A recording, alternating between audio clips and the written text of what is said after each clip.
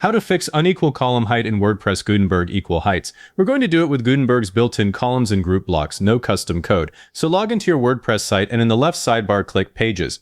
If your uneven columns are on a blog post, this same screen is under Posts, All Posts. Now find the page that contains the pricing section or the two cards and click Edit. When the editor opens, scroll down until you can see both cards on the screen. The professional card is taller because it has more features, and the basic card ends much higher. That's the uneven height we're flattening out. Click inside the first column. In the block toolbar, click the columns label so you're working with the parent block, not just the text inside it. If the toolbar keeps grabbing the inner paragraph, open List View from the top left and click the main column's entry. Now click inside the first column again. Click the plus icon, search for Group and select Group. Drag the heading, the paragraph, and the button from that column into the new group block. The group becomes the card container, so every background, border, and padding setting can go on the group instead of on 3 loose blocks. Then do the same thing in the second column, click inside it, add a group, and move its content into the group. Click the group inside the first column. Open Styles in the right sidebar, then Color, and pick a background color for the card. Now both cards have a visible box behind them, which makes the height mismatch obvious. With that same group selected, go to Styles, Dimensions. If your version of WordPress has minimum height, set it to 400 pixels. Then select the group in the second column and give it the same 400 pixel minimum. Now both cards share that floor. The taller professional card can still stretch beyond 400 pixels if the extra content needs it, but the basic card won't collapse shorter. Don't set something like 1000 pixels here just to make them look identical, because then the basic card gets a huge empty space. I usually keep pricing cards at 400 pixels. Next, the buttons. The cards might be equal height already, but the buy buttons still sit at different heights. Select the group inside the first column. Click the plus icon, search for spacer, and place the spacer directly above the button.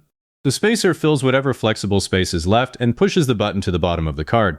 Add the same spacer above the button in the second card. Now click into each group, go to Styles, Dimensions, and set the padding to 30 pixels on all 4 sides. I always start with 30 pixels. Pay attention to the bottom padding, because if one card has 30 and the other has 20, the buttons in the bottom edge will still look off. Then select the parent columns block again. In the right sidebar, look for vertical alignment or alignment and keep it set to top, so both cards start from the same line.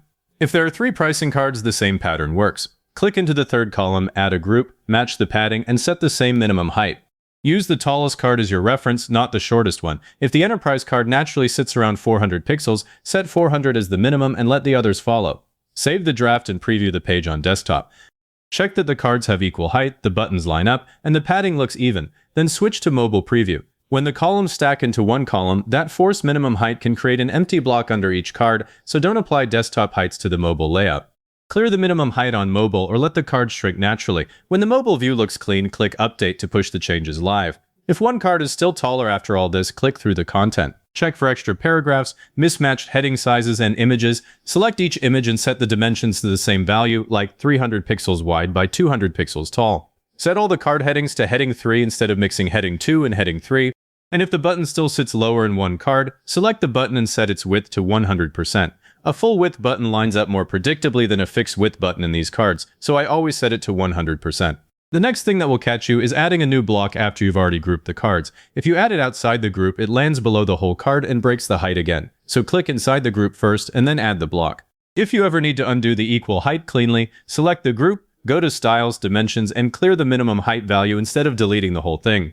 Now your cards stay even on desktop and adapt on mobile. If this got your columns behaving, drop a like, subscribe so the next one lands in your feed, and leave a comment saying this was helpful. Comments are what push this to other people looking for the same thing.